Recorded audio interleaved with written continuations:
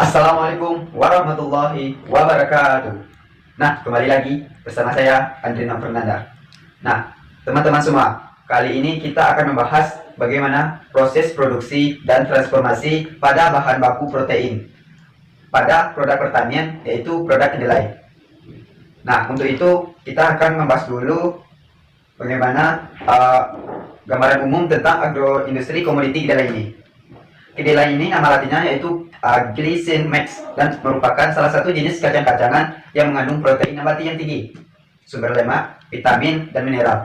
Apabila cukup tersedia di dalam negeri ini akan mampu memperbaiki gizi masyarakat melalui konsumsi kedelai segar dan maupun melalui konsumsi kedelai olahan. Kedelai olahan ini bisa seperti kedelai ini menjadi tempe, menjadi tahu, tauco, kecap, saus, dan lain sebagainya. Nah, pada video kali ini kita akan membahas tentang transformasi bahan baku kedelai ini menjadi tempe. Tempe ini merupakan makanan sumber protein yang tinggi yang harga per satunya unitnya itu lebih murah apabila dibandingkan dengan sumber protein asal hewani seperti daging, susu, dan telur, dan lain sebagainya. Dan harganya juga relatif murah, proses pembuatannya juga sangat sederhana dan simpel. Nah, untuk kandungan gizinya pun cukup tinggi. Nah, beberapa khasiat yang bisa kita peroleh dari tempe ini, yang pertama menurunkan kadar kolesterol, anti diare khususnya karena bakteri E. coli, patogenik, dan antioksidan. Nah, tanpa berlama-lama lagi kita langsung ke video proses produksinya. Let's go.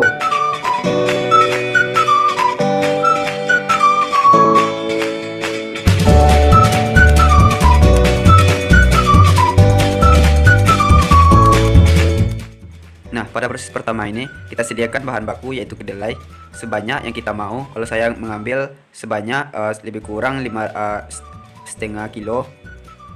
Nah, pada proses ini kita lakukan penyortiran pada bahan baku.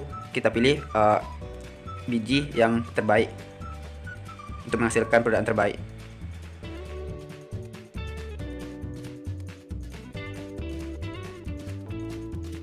Nah, untuk proses selanjutnya yaitu pencucian. Kita cuci kedelai dengan menggunakan air yang mengalir. Nah, di mana pencucian ini bertujuan supaya kacang itu tidak menjadi asam dan menghilangkan lender yang dihasilkan bakteri asam laktat. Karena kalau adanya bakteri lender ini akan menghalangi proses fermentasi tahap akhir.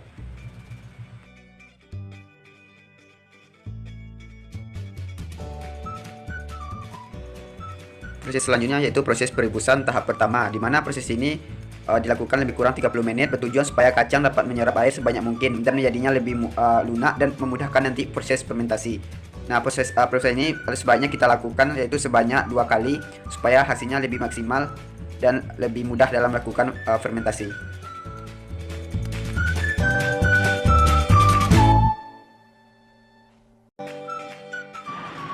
Nah, di sini teman-teman harus tahu di mana proses dari awal tadi, proses penyortiran sampai ke proses pencucian tadi, di mana itu belum terjadinya transformasi atau belum terjadinya perubahan. Dan sekarang setelah tadi melakukan proses perebusan, maka akan terjadinya transformasi atau perubahan yang terjadi pada kacang yang tadinya berbahan keras, sekarang sudah mulai menjadi lunak. Nah, itu proses transformasinya. Tahap selanjutnya yaitu pengupasan kulit kacang. Nah, setelah diproses perebusan, kita kupas kulit kacang tersebut sampai benar-benar tidak ada lagi kulit yang tersisa. Dimana proses ini bertujuan supaya asam laktat itu lebih mudah masuk ke dalam biji kacang dan miselium tumbuh selama fermentasi. Nah, untuk caranya bisa kita lakukan dengan, kalau skala kecil bisa menggunakan dengan kaki. Nah, kalau untuk skalanya besar, kita gunakan mesin mengupas.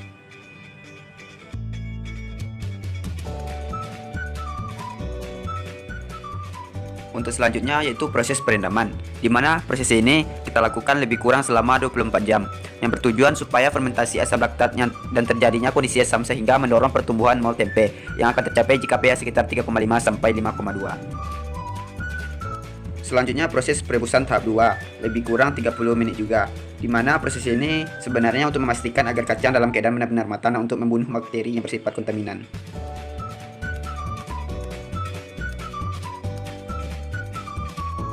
Selanjutnya proses pendinginan atau penirisan, di mana proses ini kita letakkan kacang kedelai tadi di atas sebuah wadah dan kita tunggu sampai air yang ada di kedelai tersebut benar-benar hilang. Proses ini berlangsung lebih kurang selama 60 menit sampai air benar-benar tidak ada lagi dalam kacang kedelai. selanjutnya pemberian atau proses peragian. Dimana proses peragiannya ini saya taburkan beberapa ragi sebanyak lebih kurang 3 sendok ke dalam wadah. Nah, dimana proses peragian ini kita harus pastikan dulu kacangnya benar-benar bersih, kering dan dingin sebelum kita sebarkan ragi di permukaan kacang tersebut. Aduk kacang kedelai sampai benar-benar merata ke seluruh bagian kacang tersebut. Nah, di sini pada proses ini saya mengambil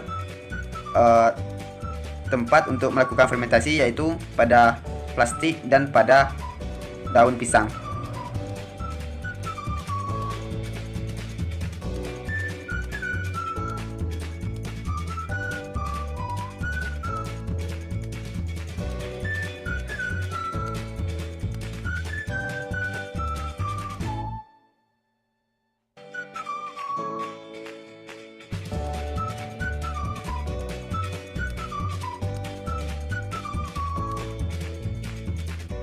Jangan lupa untuk menusuk atau memberikan udara pada proses fermentasi yang ada pada plastik dengan menusukkan tusuk gigi atau lain sebagainya.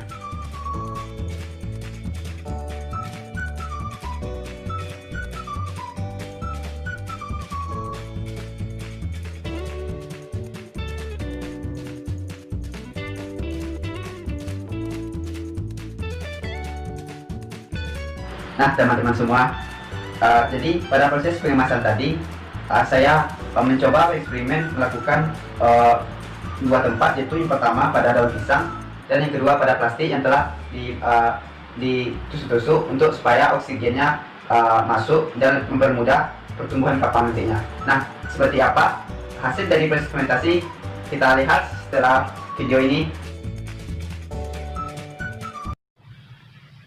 Nah, teman-teman semua, setelah lebih kurang kita menunggu 2 hari.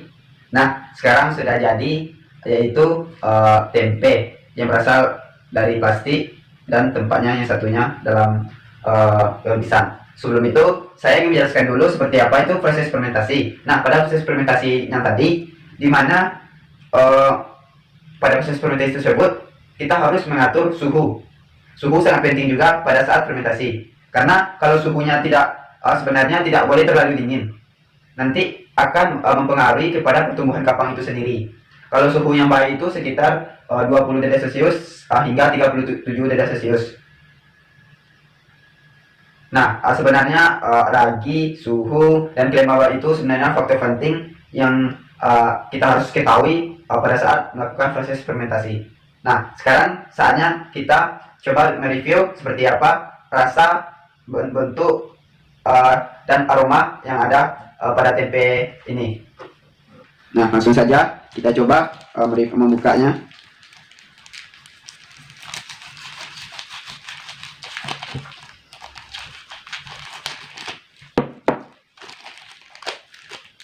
Nah, kalau untuk dari segi bentuk, saya rasa ini cukup bagus, baik.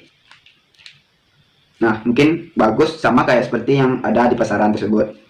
Nah, kalau selanjutnya untuk yang ada di dalam daun pisang, kita lihat bentuknya. Oh, wow, kalau dalam daun pisang ini bentuknya hampir sama yang di plastik, tetapi ini pada proses peragiannya kayaknya lebih cepat.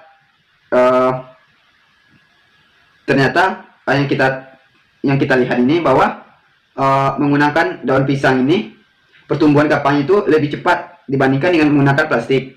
Kita coba. Nah, untuk rasa